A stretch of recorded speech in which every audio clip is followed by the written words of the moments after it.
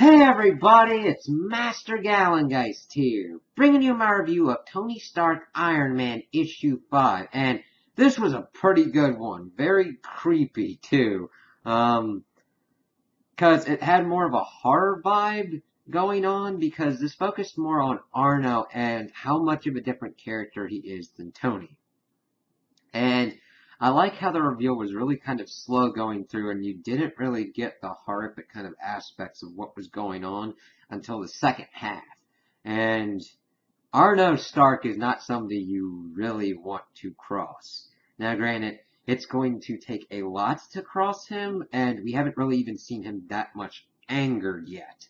But the kind of character that he's set up here, it's gonna be kind of cool to see how that plays out in the rest of Slot's arc, because he's not necessarily always going to be on Tony's side, and he seems to be more out for his own interest. These haven't gone to be completely villainous, but they are not completely altruistic either. So we see him and coming in to kind of assist on this medical operation. We get information that he's with the Maria Stark Foundation, which funds the Avengers and everything, kind of a non-profit kind of thing, out of the reach of Tony. So it's like, okay, that set it up pretty interesting. And he goes and he does this medical procedure on this famous musician who had evidently lost his arm. But they were able to reattach this woman's arm that was like a pastry chef or whatnot, and he's able to play. He's like, no. He says, listen, I did a lot of work, and I don't need to rest. He has moved that beyond his body, because he has been in such a state where all he did was be in bed because of how sickly he was. And I'm like, okay, that won't have any weird repercussions. And we see the musician playing with the arms, like, wow, okay, that's pretty cool. And we see that he's giving Tony updates, saying that he was going to hike in the Sahara. He's able to make these crops that work in these desert conditions. He goes to help this lock with all their pollution and everything. Like, oh, okay. He then is looking through all these various calls for help, and it's like, oh, that's pretty cool. Trying to help people, trying to use his intellect to better the world. And he sets on this one dude, this Wayne Butterfield guy. He says he's having problems with his herd that he's made ethically to eat.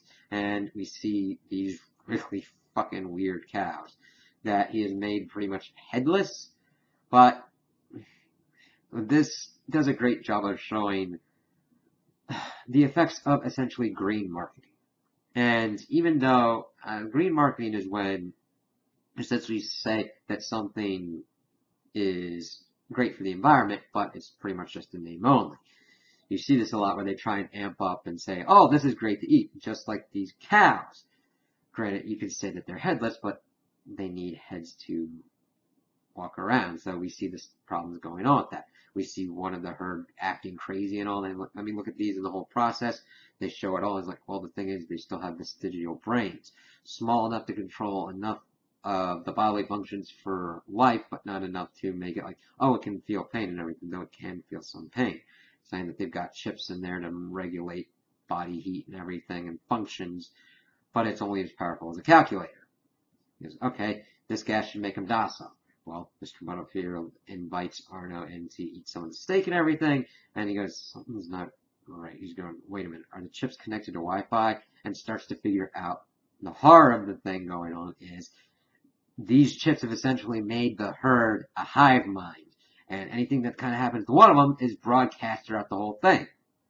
And he says he was preparing the steaks and everything about 2 hours ago, and it's like, that's when stuff starts getting crazy, and a whole stampede occurs and starts killing everybody, and Arnold's like, I know how to get out of this, and Butterfield's like, what can you do? He's like, trying to amalgamate to the herd, clear your mind and everything. He's like, I don't know how to do that. It's like, oh, I'm sorry, I meant I was going to survive. So Arno has no problem whatsoever. He doesn't have that kind of...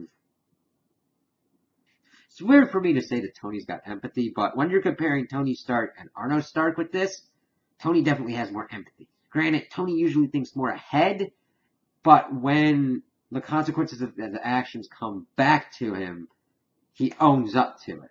Granted, Arno kind of owns up to these, but he doesn't care that much about it. He's able to get through the herd, going through his whole life kind of understanding and sympathizing with these animals, but then going to Tony, it's like, oh, okay, there's definitely going to be some clashing there because Tony got to go out and be the Stark. Arno is a Stark and wasn't able to do that and wants to be able to do it. And he sees that he's failed here. He's like, oh, I got to call on somebody to help clean up this mess. The intriguing answer to that question for him is he goes to Banetronics and Sunset and he's like, oh, pretty much explaining to her, yeah, the reason I called you is you get away with doing a lot of shit to Tony's companies and wanted to see if you could help. So what do I owe you? He's like, oh, we'll talk over dinner on that. I'm like, oh, that's great. Deal with the devil kind of scenario. So while he's preparing himself for that, we get kind of updates about what's going on around with all the different places that he's helped.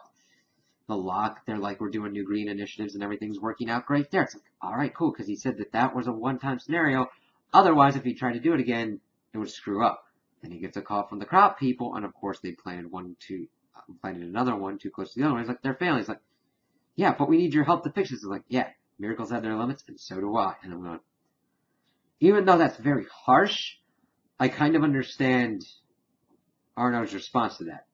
Because sometimes in life, there are people that you help out, and they go that inch, they get that inch, and they try to take the complete mile, and it blows up in their face, and they want you to immediately rectify it, like, it's your fault that this happened, not that we didn't follow the instructions. Oh, you told us not to plant this that close to it and just kind of keep this field by itself because they're stealing moisture from each other. Oh, do not feed the gremlins after midnight. Why? Because they turn into little hellions and try and take and destroy your town. Sometimes you have to figure out what's going on with the rules and which ones you can break and which ones you shouldn't break. Just kind of common sense. Then we get to the creepiest aspect that has occurred. Well, not the creepiest. The cattle one was pretty bad, but we find out that the arm that is attached to the musician